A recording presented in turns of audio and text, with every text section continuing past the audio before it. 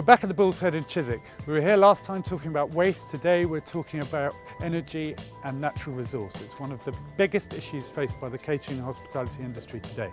So we're going to go and have a look and see what goes on at pub level, what impact we're having, and talk to some of the stakeholders who are mitigating our impact. Cyrus, morning. Morning, Charlie. How How's are things? you? I'm good. How's things with you? Very well, thank you. Cyrus, why is energy such an important battleground in our sector? I think it is the battleground in our sector because we consume a lot of energy. Be it gas, be it power, be it electricity, oil, whatever, we are huge consumers of electricity. And just our electric consumption in the industry is 21,600,000 kilowatts of power. That's enough to power a small country. And that itself is enough to drive anybody into thinking that we need to be more aware of what we are actually contributing to the overall pollution, the overall energy requirements of the nation. It's great making these decisions in the boardroom, but it's all about behaviour on the ground, isn't it? It's all about best practice here at unit level. It's all about the guys knowing what the right thing to do is. But that's actually what it boils down to. It's individual people and how individual people act and behave at a place of work, and it's awareness. So in our own homes, we are very conscious. When the bills come in, we are alarmed, wow. And people are cautious about that. Why can't we be more cautious in our place of work? Is it because as a worker, I don't pay the bills? I don't care? Is it because I work for an organization? It's not my problem, it's somebody else's problem. But no, it's our problem. It's every individual's problem because that surmounts onto a global effect. So making our people more aware from the grassroots level up that you are the one that drives this business one way or another, they will feel more committed. Well, let's start at grassroots. Should we go and have a look back at the house? Of course. Come on. Yeah, perfect. Hey chef, how's things? Very good. All good? Yourself? Yeah, it's brilliant. Spirit Group as a whole Yeah. is focusing itself very strongly on the ethos of sustainability. How much of that ethos do you buy into yourself? Well, I think it's very important to reduce everything that we do, and try and help our bit by, throughout service, turning things off. We're not using them, not using things at all on a quieter day. Basically, watching what we do and thinking about how that sort of helps the company. What happens when a new trainee comes in or somebody comes in to work with you? What do you do to tell them about the ethos that you are following, that the group wants you to follow? What we do is, and what I do is, I just make it very clear to them that we follow the guidelines and we show them the way that I want to do things and the way that we want to do things, and most of the time they pick it up very quickly and understand without much effort. They really understand. It's quite a simple, but helpful message. You don't own the pub. What difference does it make to you whether you waste 5 kilowatts more power today? I suppose it comes out of having to pay those bills myself on a smaller scale. I realised that actually I can do this at work as well, and it doesn't cost me any time at all. So is that something that we need to get to the whole of the industry as a message? Every individual makes a difference. Yeah, I think a lot of people take it for granted. So I think it's very important that the message is put out there, that it's imperative. So for us it's important that what we do at home, we should do at work. I think so too. I think we should be far more sort of alert about it all at work, because people do take it for granted. I'm here with Claire Yates from Waterscan. Hi Claire. Hi. How are you today? Very well, thank Good. you. To me, the most precious commodity on the planet is water. What is your role in our industry to help the industry to think water as a precious, precious commodity? I think you're absolutely right. In the UK, we take water very much for granted. They turn on the tap, they expect clean water. We've partnered with Spirit because, like yourselves, they believe that water is very, very important. It's vital to the business that they operate. We're working with them to reduce their consumption across their portfolio. It's actually about understanding how much water you use and where you use it and where the opportunities are to reduce that without having a detrimental impact on operating the pub. We try and incentivize people and give them notification and say, actually, this is what that means. You leaving that tap running has this impact on volume, has this impact on cost, and if you could look at the volumes of water that they're using, they could have a fantastic impact in reducing the demand on the network and making sure that everybody in the surrounding environment has enough water to live. Fantastic, great message. Thank you very much. And I'm here with Wigner from Inenco. And Mark, you are very much in tune with what Spirit does. So just explain to me what Inenco actually does and where you fit into that role.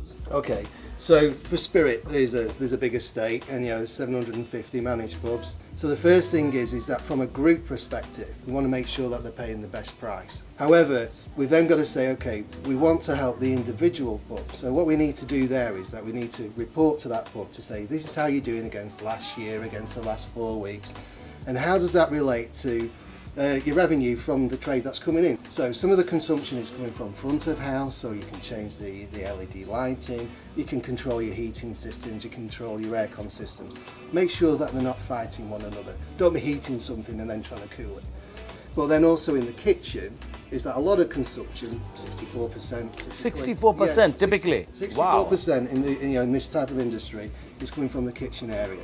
So anything that we can do where we can still produce great meals, but actually try and keep the consumption down. It's really just to make sure that the energy that's being used is appropriate, and helping the pubs on an individual basis just to say, this is how you're doing, these are the ideas and what maybe you'll be able to change. I'm with Andy Salter, the man behind Winter Halter Machines, and we are today talking about ware washing and how important ware washing equipment is for the entire hospitality sector.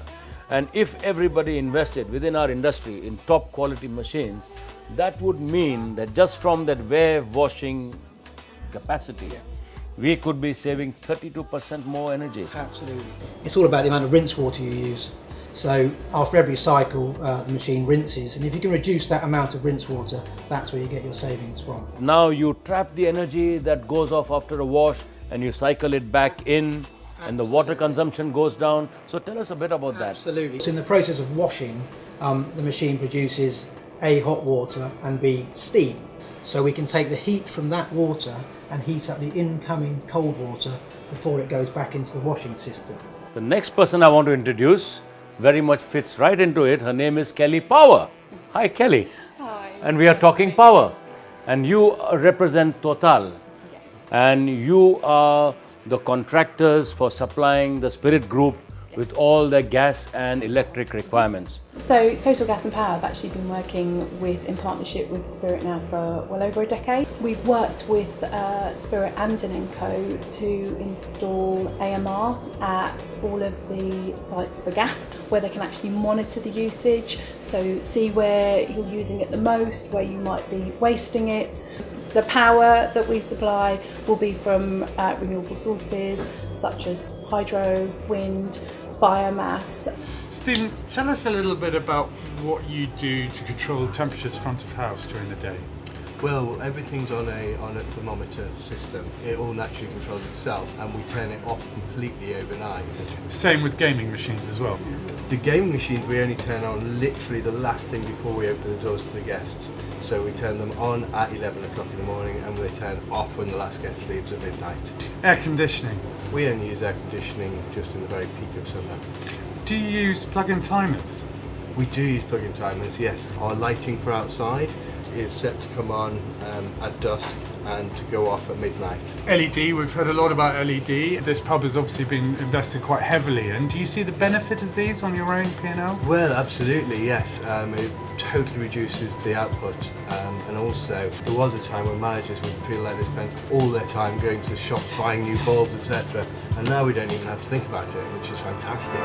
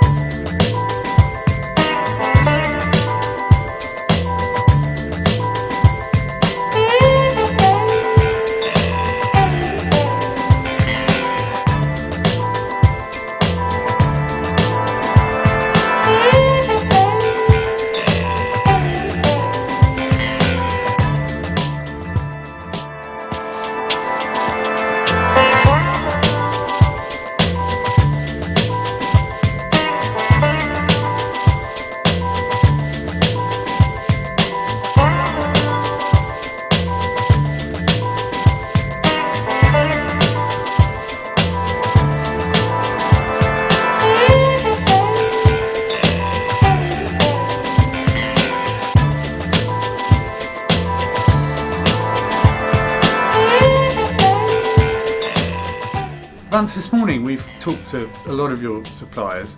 There seems to be a lot of goodwill. There seems to be, forgive the pun, a great community spirit.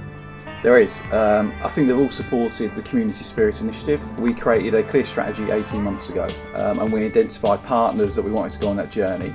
And as you've seen from today, they all understand what spirit and the importance of individual pubs are, and the difference that we're making. But it's not just about that, is it? I mean, a big part of it, but a lot of it is also about being a better business. For a guest to walk in and to recognise that whatever brand it is within Spirit, that it is making a difference to the local environment. How did you manage to actually get them to think the way you think that everybody should be thinking? This is pure collaboration, and we know that the suppliers have got to benefit out of this journey.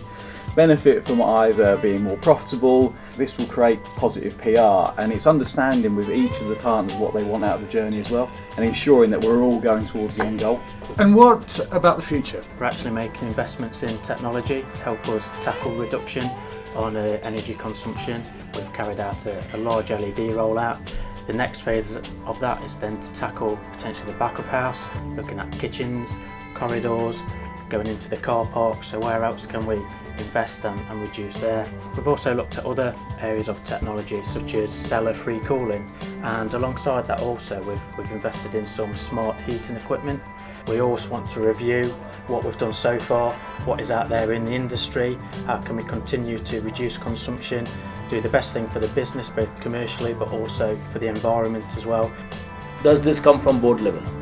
Absolutely, but it's something we're looking at sort of bottom up as well. We want our team players to be involved in this. It's not us telling the team what to do. People genuinely care within our teams and our guests care. But how much do the customers actually care? And what is the plan to engage them ever more? We believe that the guests really do care about this now in all areas of sustainability, not just energy. So what we're starting to do is try to put messages out to our guests to tell them what we're doing and also what we're looking to do in the future. So there we have it. We've heard from the experts and the specialists that energy and natural resource is the defining problem in our sector at this moment. It's all about stakeholder engagement, all about community engagement and getting the guys on the ground to understand what best practice looks like. Only when groups like the Spirit Pub Company take concrete action that we'll solve this problem together.